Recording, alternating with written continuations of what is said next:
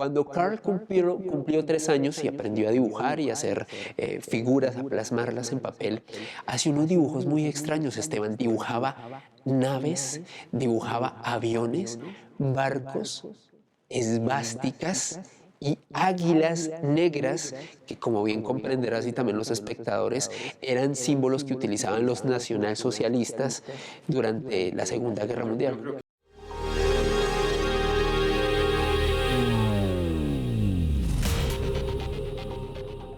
Y estamos aquí en otro capítulo de esta serie, de esta segunda temporada de Vida después de la muerte, con alguien que para mí es una persona que se ha convertido en un compañero del misterio, en un gran investigador. Para mí es uno de los más importantes en este momento de América Latina. Es el periodista Alejandro Bernal. Alejandro, gracias por estar acá. Muchas gracias, Esteban, a ti por la invitación, por permitirme hacer parte de esta segunda temporada de Vida después de la muerte. Alejandro, vamos a hablar de un tema que es diferente. En este capítulo hay una creencia que tienen millones de personas en el mundo. Casi 1.000 millones de personas en el mundo o más tienen la creencia de que cuando fallecemos, renacemos. Volvemos nuevamente al universo, a ser materia, en diferentes condiciones. Algunos piensan que es para aprender, otros piensan que es simplemente un ciclo, y es la reencarnación. Vamos a hablar de la reencarnación.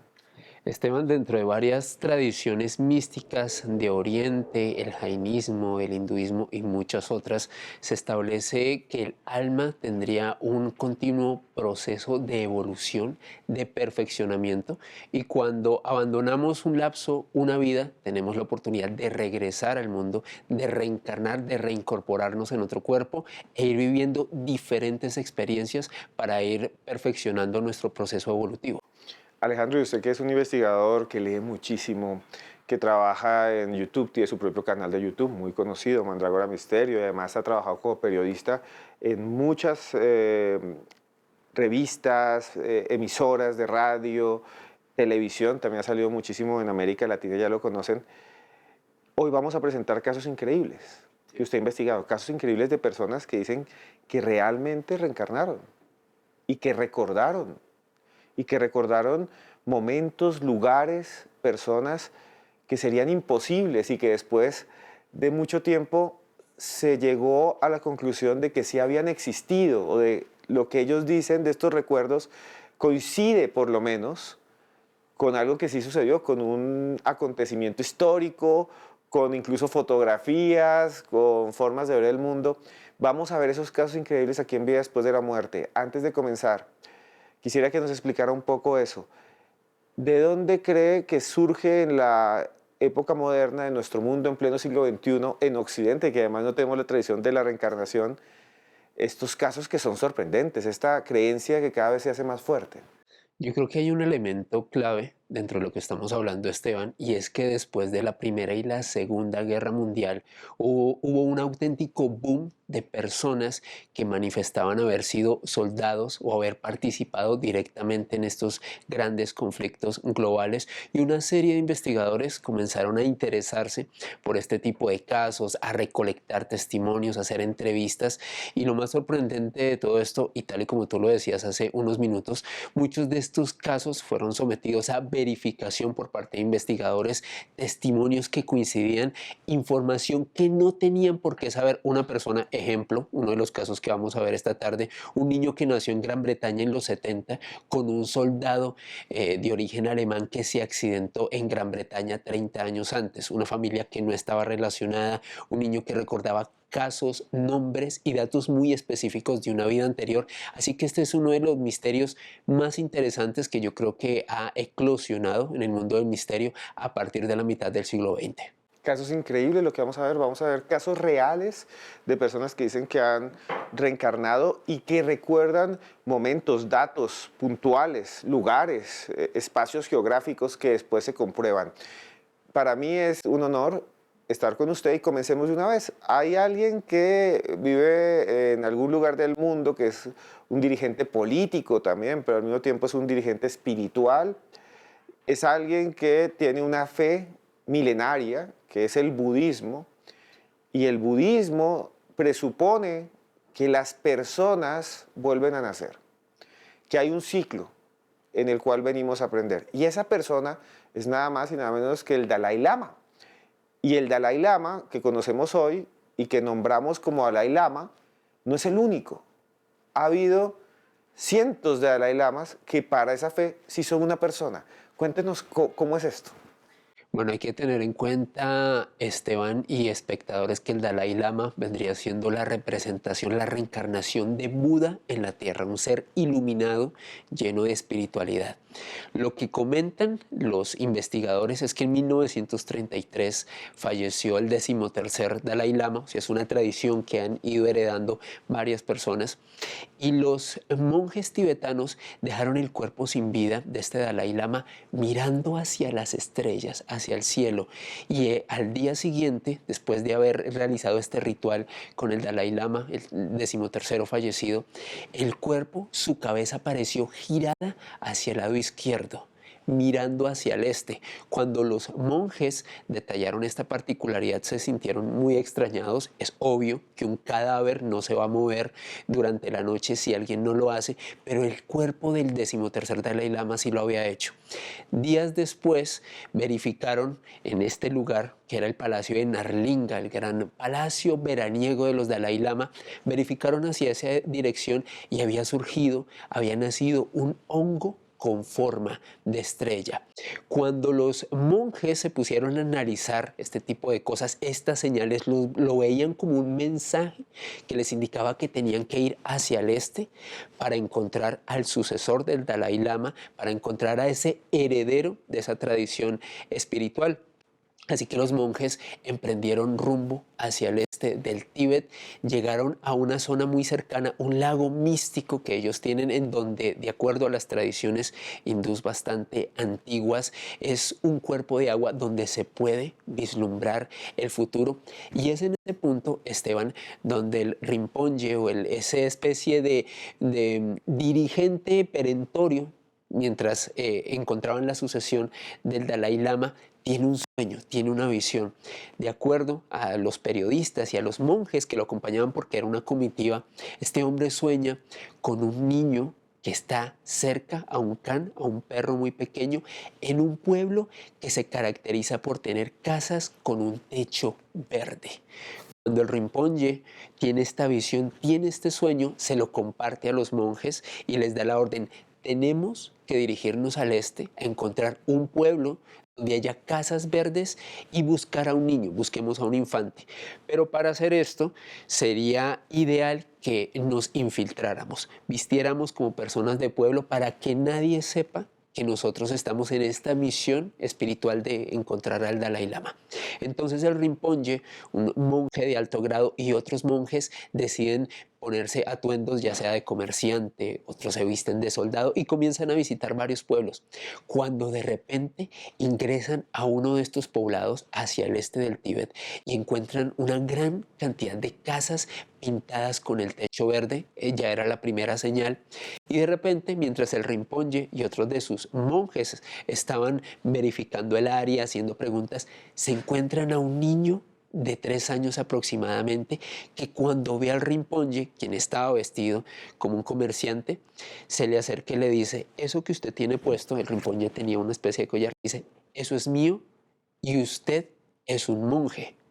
Cuando el Rinpoche Él estaba disfrazado. estaba disfrazado. Disfrazado totalmente y estaba Exacto. nada más mirando donde supuestamente vivía la reencarnación del Dalai Lama. Exacto. Del Dalai Lama. Y llega un niño y le dice: usted es un monje y eso es mío. Y Exacto. llevaba una especie de cadena, digámoslo así. De colgante. De colgante. Cuando el Rinpoche ve que el infante le dice esto con tanta propiedad, es más, el niño agarra este colgante, él queda sorprendido, habla con sus padres para que le permitieran llevar a este infante al Tíbet y hacerle una serie de pruebas para verificar si en efecto él era la reencarnación del 13º Dalai Lama, quien había fallecido meses antes.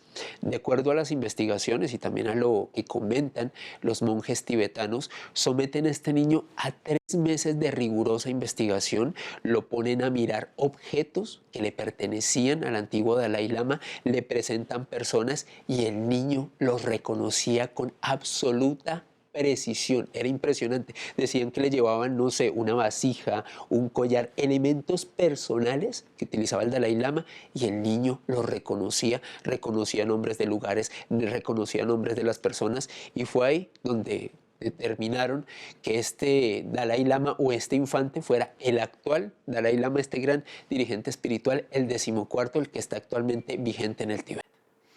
Y esta historia termina en que lo llevan a un monasterio y lo instruyen, ¿no? Exacto. Todos los días lo van adoctrinando, esa palabra suena horrible, pero realmente Sí. le están dando la doctrina, ¿no? Es real adoctrinar, le dan la doctrina de lo que va a ser el Dalai Lama, que es hoy en día este dirigente espiritual y político del mundo. Exacto. En el mundo del budismo, esta idea de la reencarnación, de las personas que vuelven a vivir en este mundo, en otro cuerpo, está relacionada con la idea también de mantener de alguna manera el conocimiento y mantener el poder también. Pero al margen de eso hay otros casos, ¿no? Sí. Otros casos que ya no tienen que ver con la religión, sino que son casos de personas que no son budistas, que nunca escucharon de la reencarnación, que nunca escucharon, que nunca llegó un monje a buscarlas, que simplemente un niño, y tal vez les ha pasado a los que nos están viendo, que un niño de pronto dice, en esa casa me morí yo, hay muchos casos. Sí. Y ahí, en esa casa, vivía con mi tía Marta, y todo el mundo, el niño está diciendo cosas locas, ¿qué le pasa al niño? Y después descubren que ahí vivía una señora Marta y se había muerto un niño ahogado. Ese es un caso real. Sí. Ese es un caso real que se registró en Sri Lanka. Y el niño no era budista, incluso creo que era musulmán. Sí. Hay más casos, ¿no? Hay más casos que para uno son sorprendentes, lejos, vuelvo a decir, de la religión y de las creencias. ¿Cómo cuáles? ¿Con cuál podemos seguir? Bueno, uno que a mí me parece fascinante, Esteban, tiene que ver con un niño británico, Edward Austrian, quien, de acuerdo a las investigaciones, habría sido la reencarnación de un soldado francés quien hizo parte de la Primera Guerra Mundial. Edward Austrian, un niño de una familia de clase media en el Reino Unido, más o menos a mediados del siglo pasado, era un niño que tenía unas particularidades. En primer lugar, le daba un miedo irracional. La lluvia, veía que el cielo se opacaba y comenzaba a llover y el niño se escondía. Tenía un temor realmente notorio e irracional ante la lluvia. Su madre, su familia se sentía muy sorprendida por esta actitud del infante. Hay que tener en cuenta que al ser británicos, se supone que tendrían que estar muy acostumbrados a la lluvia como los que nacemos aquí en Bogotá. Así que era muy extraño que el niño tuviera esta fobia tan marcada. Y otro detalle bastante interesante es que, de acuerdo a la familia de Edward Austrian, el niño solía comentar cosas relacionadas con batallas, con disparos, con trincheras. Comprenderás, Esteban, que es muy raro que un niño de 3 o 4 años verlo hablando, comentando este tipo de cosas. No es nada normal. Un niño de esa edad tiene que estar pensando en juguetes, en jugar, en salir y divertirse, y no en este tipo de temáticas, y era muy llamativo. Y este tipo de síntomas o señales se fueron acentuando con el paso de los meses, hasta que en un momento Edward Austrian, este infante, comenzó a decir que tenía un dolor muy fuerte en su garganta, un dolor inexplicable. El niño lo decía continuamente, todos los días: me duele la garganta, me duele la garganta. La familia llegó a pensar que quizás se trataba de un alimento que le habían dado, quizás algún problema de la dieta. Verificaron y no era ese el problema. Lo llevaron a donde un médico, quien examinó al niño con absoluta rigurosidad y se percató que no tenía ningún problema de salud, que era algo muy extraño que Edward Austrian manifestara continuamente que tenía un dolor en la garganta. Pero el médico le recomendó a la familia: ok, si el niño se está quejando mucho, ok, no tiene en este momento una patología, pero es posible que tenga un problema de amígdalas a futuro. Entonces hagamos una cosa: extirpémosle las amígdalas e intentemos de esta manera paliar una posible enfermedad futura. Someten a Edward a esta cirugía.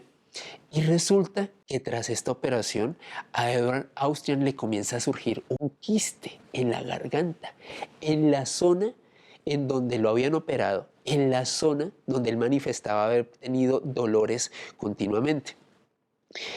Y el discurso y las historias del niño también comienzan a hacerse muy extrañas. Él comienza a decirle a la madre y a su familia que él se llamaba James, que era un soldado francés quien había sido herido en una trinchera por un disparo en la garganta. Cuando la madre y su familia se entera de esta información, quedan sorprendidos, estupefactos. Hay que tener en cuenta, mediados del siglo XX, no había muchos investigadores que se interesaran por el tema, era algo muy nuevo, muy novedoso, muy extraño. Lo cierto es que llevan a Edward a que los médicos le revisen ese quiste, verifican que el quiste existía, que había que programarle una segunda cirugía. Pero lo más extraño de esta historia, Esteban y espectadores, es que tras el niño haber compartido este relato de que él era James, de que era un soldado francés, de que había fallecido por un disparo en la garganta, unas semanas después el quiste fue haciéndose más pequeño hasta que desapareció totalmente. Un caso de remisión médica, un caso casi que inexplicable de sanación relacionado con un infante que recordó una vida previa y que al relatar ese caso y esa historia es como si su alma, su encarnación actual se hubiese sanado y hubiesen desaparecido estos percances de salud.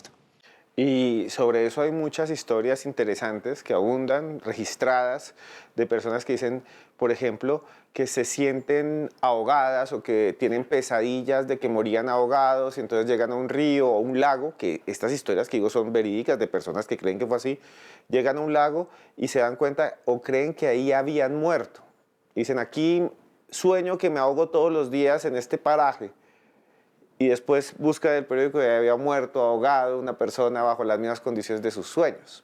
Exacto. Hay muchas historias así que parecen y que muchos dicen son recuerdos de vidas pasadas que emergen en el mundo onírico, en medio de la ensoñación, del descanso, como pesadillas a veces, pero que serían como ecos del pasado, imágenes perdidas en la larga noche de los tiempos, como diría el imán Julián Zapata.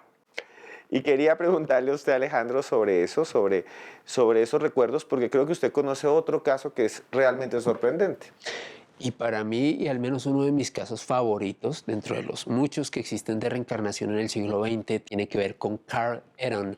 Carl Eden, un joven británico, nuevamente los británicos en este sentido han hecho bastante investigaciones al respecto, quien manifestaba haber sido un piloto alemán quien hizo parte de la Segunda Guerra Mundial, recordando unos detalles realmente asombrosos.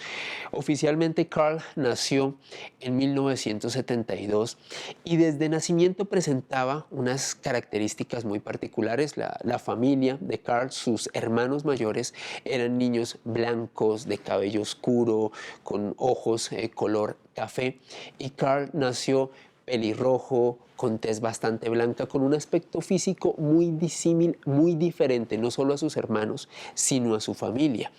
Y otro detalle muy interesante, Esteban, Carl nació con una marca roja de nacimiento en uno de sus muslos, en su muslo derecho. Cuando él nació, los galenos le dijeron a su madre que, bueno, que era una marca de nacimiento del niño, que no tenía ningún impedimento, simplemente había nacido con esta particularidad.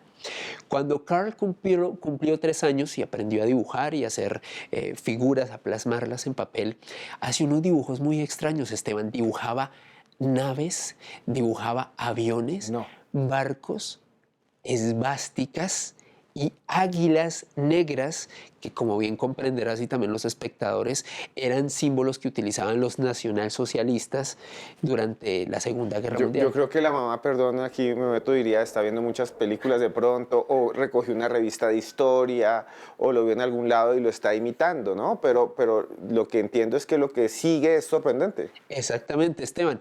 Por un lado, Carl no tenía acceso a ver tantas películas en la televisión. Era un niño de 3 años, a duras penas sabía hablar y dibujar, y hablaba con mucha claridad sobre, no solamente sobre ese tipo de símbolos, sobre los elementos que componían a los aviones de la Luftwaffe, los aviones que utilizaban los nacionalsocialistas en la Segunda Guerra Mundial. Es más, el padre de Carl, tiempo después, quedó sorprendido porque en un momento entra a la habitación, había unos libros de historia que él había llevado a la casa, unos libros de la Segunda Guerra Mundial, y el niño, que tenía en ese momento 5 años, señala con precisión en el libro las partes que componen un avión de la Luftwaffe. Mire, aquí va esto otro, lo decía en perfecto alemán. Conocimientos mecánicos y además lo decía en alemán. En- Estamos hablando de un caso real. y un niño británico, exacto, que no tenía, ni la familia sabía alemán, ni tenía familiares alemanes, no tenía por qué saber Sí, ese porque uno idioma. pensaría, no, la abuela es alemana, la que la cuida es alemán, entonces aprende alemán un niño, pero después los registros dicen que no había nadie germanoparlante alrededor de su crianza. Exactamente, Esteban. Esto le llamó bastante la atención a su padre y deciden comenzar a investigar, porque es muy extraño que este niño, recuerden, en 1972 fue cuando nació, comenzara a tener este tipo de ideas. Habían pasado prácticamente 30 años después de la Segunda Guerra Mundial. Y resulta que el padre de Carl se entera de un suceso muy importante que pasó en un pueblo cercano al lugar donde nació Carl Edon. Resulta que en 1942 un avión de la Luftwaffe fue derribado por las baterías antiaéreas británicas. Ese avión tenía una tripulación de 3 pilotos que a propósito fueron encontrados en su momento en el Reino Unido. 2 de ellos fueron sepultados en una fosa común. El tercero de ellos logró identificarse y era un piloto alemán que se llamaba Heinrich Richter. Richter había sido un piloto que se había enlistado en la Luftwaffe, quien de hecho había hecho parte de esa incursión y por eso habían recuperado su cuerpo y lo habían identificado. Fue pasando el tiempo y este caso de este niño de Carl Edon y esta supuesta relación con este piloto Heinrich Richter fue investigada por un historiador británico quien decidió ir a Alemania a buscar a la familia de Heinrich Richter para verificar si en efecto el tipo sí había sido militar, si el tipo en efecto sí había hecho parte de ese vuelo, verificar información y algo muy importante, poder obtener una imagen, una fotografía para ver si Heinrich Richter en vida se parecía físicamente a Carl Edon. Porque aparte de todo esto que te estoy comentando, Esteban, Carl seguía hablando de cosas muy específicas de la Luftwaffe. Hablaba de un tal Adolf, hablaba de una No, educación. O sea, imagínense un niño de 7 años. hablando de ejércitos, de guerras, de dictadores como Adolf Hitler, y es un niño muy pequeño y los papás asombrados, bueno, ¿yo qué hago? O sea, lo llevo en ese momento al psicólogo o pienso, es que alguien le está mostrando esto al niño o serán los profesores o serán los tutores y después descubren que sí existió el aviador. Lo descubren, es real, él dice, yo conozco este apellido y es el mismo apellido de un aviador, lo encuentran en registros y se van a buscar la foto. Exactamente, Esteban. Carl hablaba no solamente sobre este gran dictador, decía cosas bastante detalladas sobre un pueblito en Alemania, sobre que él tenía un padre que se llamaba Fritz, que tenía unos hermanos que habían sido educados en determinados preceptos dentro de las Hitlerjugend, y también daba detalles muy específicos de este lugar. Cuando algunos investigadores británicos se enteraron del caso, porque obviamente la familia comenzó a tratar de buscar ayuda, oigan, esto está muy raro, mi niño dice cosas muy extrañas, ayúdennos. Este caso es publicado por la revista Women's Own en Inglaterra y es ahí donde un investigador, un historiador británico se entera del caso, decide ir a Alemania a visitar a la familia de Heinrich Richter y obtiene una fotografía del soldado. La familia de Richter se sentía muy sorprendida pues, por los detalles que daba el niño, porque en efecto Fritz era el nombre del padre No. de Heinrich Richter, o sea, en eso sí coincidía y daba detalles muy específicos que sí concordaban con lo que decía este niño. Llega este historiador a la familia de Carl Edon, les muestra la foto de Heinrich Richter y quedan estupefactos porque el parecido físico era muy notable. Heinrich Richter también era un tipo pelirrojo, de ojos claros, muy parecida a las características físicas de Carl Edon.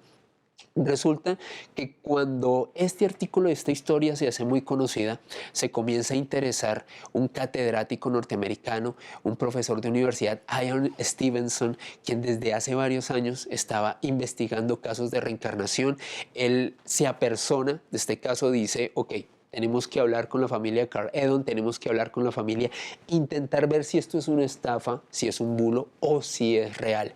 Designa un equipo de investigadores, están investigando al niño y a la familia durante varios meses, comprueban también con la familia de Richter en Alemania y el dictamen de Ian Stevenson es que el caso de Carl Edon, al menos dentro de la ciencia, la reencarnación es una posibilidad plausible a partir de la ciencia por la gran cantidad de coincidencias que tiene este caso. O sea, estamos diciendo que es un caso en el cual este niño dice unas cosas que se comprueban Exacto. y que lo que me está diciendo Alejandro es que ciertas personas dicen, usando el método científico, es plausible que sí exista la reencarnación, porque esto es real.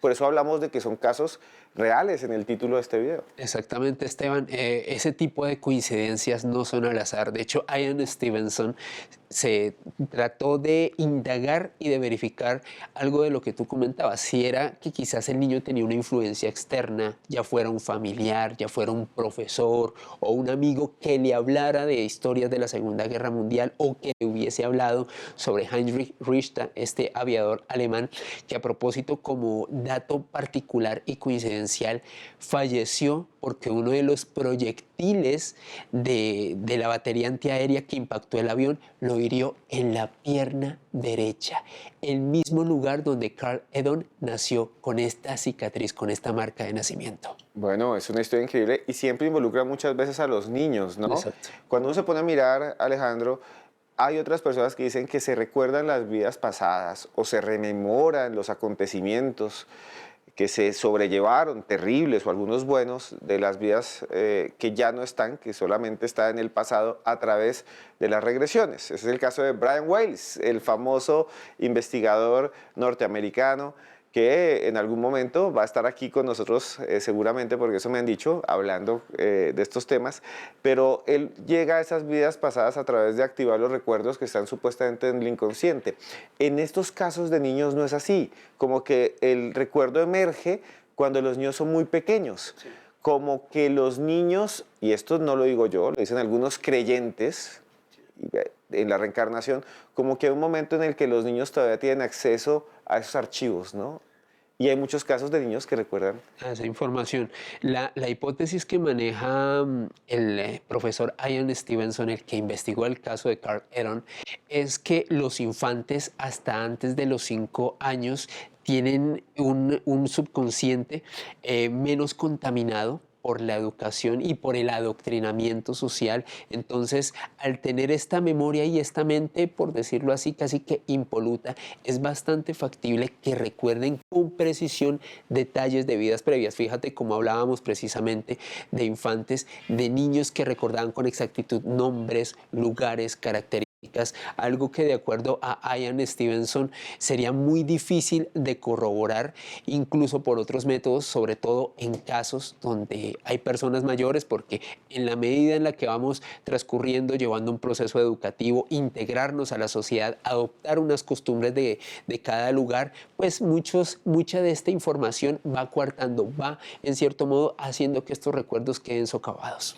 Y eso me recuerda a un caso famosísimo, que es el de Dorothy Eady, que se hacía llamar Omniseti, que fue una egiptóloga británica que murió en 1981, si no estoy mal, y ella dice, ella estudió y estuvo en las pirámides y trabajó para los museos egipcios, y ella dice que había recordado desde niña que había estado en un templo gigantesco, ciclópeo, un templo antiguo de Egipto, pero que ella lo había vivido como si fuera real, que había tocado las piedras, que había caminado y se recordaba ella misma, no como Dorothy Eady, sino como una sacerdotisa de Isis, si no estoy mal, de Isis, tal vez me pueda equivocar en esto.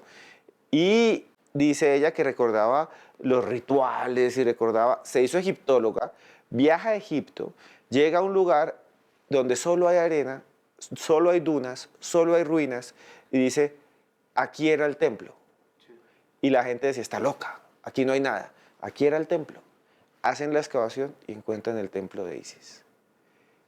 Y hacen la excavación y encuentran el camino de Dorothy Eady, egiptóloga, camina sobre ahí y dice, aquí hacía el ritual, aquí traíamos el sacrificio. Hacen la excavación y encuentran las vasijas del sacrificio. Y es uno de los casos más interesantes porque ella misma después va a tomar documentos del libro de los muertos y va a decir, mira, aquí dice esto y esto y esto porque lo recuerdo. Y llegan las personas que traducen, los egiptólogos, que ella lo era, y dicen, sí, usted tiene razón, ahí dice eso. Esos casos son sorprendentes, ¿no? Son casos que a uno lo pueden a pensar, bueno, puede haber una contaminación, pues estudió egiptología, tal vez inventó todo, pero existe esa posibilidad, ¿no?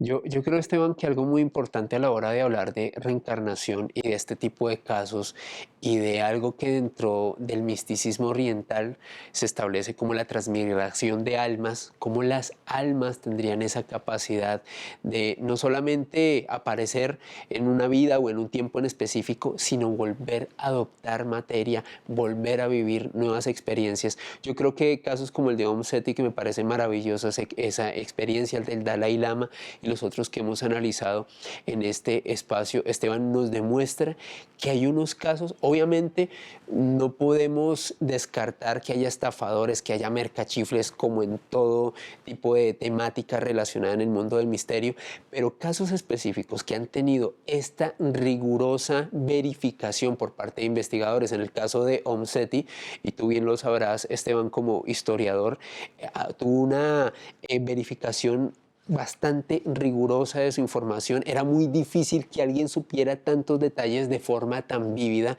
porque es que esta mujer lo hablaba realmente como si estuviese ahí, como si lo hubiese vivido, como si lo hubiese experimentado, de la misma forma en que lo hablaba el actual Dalai Lama, en que lo hablaba Carl Edon, este niño quien decía ser Heinrich Richter, este soldado nacionalsocialista de la Segunda Guerra Mundial. Entonces, para mí las coincidencias no existen. Para mí es muy interesante también observar esto desde otra cultura, desde otra cosmogonía, en este caso las creencias orientales, las creencias asiáticas, que sobre todo dentro de varias de sus religiones y sus tradiciones místicas tienen muy incorporado el concepto de la reencarnación. De pronto para nosotros en Occidente es algo extraño, es algo que quizás se aleje mucho del canon judeocristiano, que es la cultura en la que nos educaron, que es la cultura en la que crecimos, pero en otras partes del mundo esto es algo absolutamente plausible y real. Son millones de personas las que creen en esto. Exacto. Son millones de personas las que están seguras que la muerte no es el final, que la muerte es un volver a comenzar en esta tierra, con huesos, con carne, incluso convertidos en animales. Y bueno, hay muchas posiciones acerca de la reencarnación y hay casos sorprendentes. Hay unos, no sé, me gustaría hablar esto, a ver qué piensa. Hay unos que a veces son demasiado triviales, pero que nos muestran que las personas todavía creen en eso. Hago alusión, por ejemplo, a un niño que hace poco decía que era Lady Di, que había recordado que era Lady Di. Parece un poco ridículo, pero lo que nos lleva a pensar es que este tipo de posibilidad está en el mundo popular. O sea, por más de que usted sea cristiano, islámico o ateo, la reencarnación siempre se ve como una posibilidad porque yo creo que casi todos tenemos en algún momento la sensación de lo ya vivido o la sensación de que fuimos otros, ¿no? Sí, el déjà vu que denominan algunos. Bueno, hay que tener en cuenta también, Esteban, que dentro de estos casos también puede haber un gran componente de sugestión mental, de pronto de personas que hayan crecido en un contexto donde sus familiares, donde sus amigos o personas más cercanas hablen de esto de forma recurrente, pues puedan terminar creyéndose una de estas historias o ser la reencarnación de un personaje como en el caso de este niño, el niño Lady Di, como se Se conoció. llama Billy Campbell. Billy Campbell y es un niño australiano.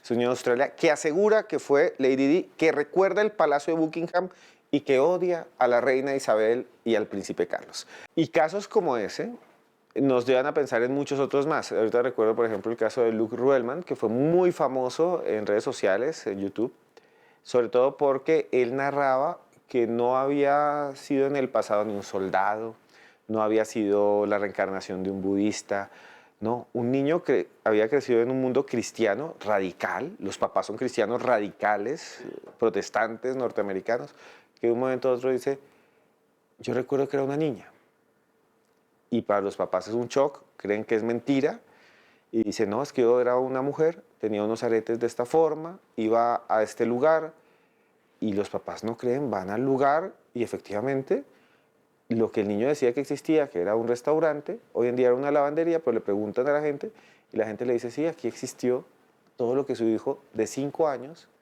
dice. Entonces, esos casos lo pueden a pensar a uno en esa posibilidad. ¿Cuál es su conclusión, Alejandro? Mi conclusión, Esteban, tiene que ver con una postura a partir de la ciencia y de la física, y es que la energía no se destruye, la energía se transforma, somos energía consciente. Para mí esa es la definición de nosotros como seres humanos, y al menos yo estoy convencido a través de la postura de diversos investigadores, también de investigaciones propias, que la muerte es simplemente una etapa más de la existencia, una etapa que nos plantea otro tipo de interrogantes. No sé qué haya más allá de lo que nos espere en esta última parada en nuestras vidas, de lo que es la muerte, pero estoy seguro que no es el final. Y esperemos que así sea. Y para eso trabajamos para ustedes. Quisiera hacer una corrección muy rápido. Había hablado de que Om Seti era sacerdotisa de Isis. No, ella decía que era de Osiris, nada más y nada menos que ese dios. Ahora lo recuerdo bien. Y recuerdo también algo que no dije, y es que ella allí, en medio de las arenas, señaló y era el templo de Osiris en Ábidos. Y quisiera decirle a todos ustedes, aprovechar para cerrar, que hace miles de años existieron grandes civilizaciones como los egipcios, como los mesopotámicos, como los budistas, y todos ellos siempre pensaron que existía otra vida, otra realidad, una vida después de la muerte. Muchas gracias, Alejandro, por estar con nosotros. Les recomiendo a todos su podcast, que es Mandrágora Misterios. Entren ya mismo, suscríbanse. Gracias, Alejandro, de todo corazón por estar acá. Muchas gracias, Esteban. Un abrazo para ti y para todos los espectadores.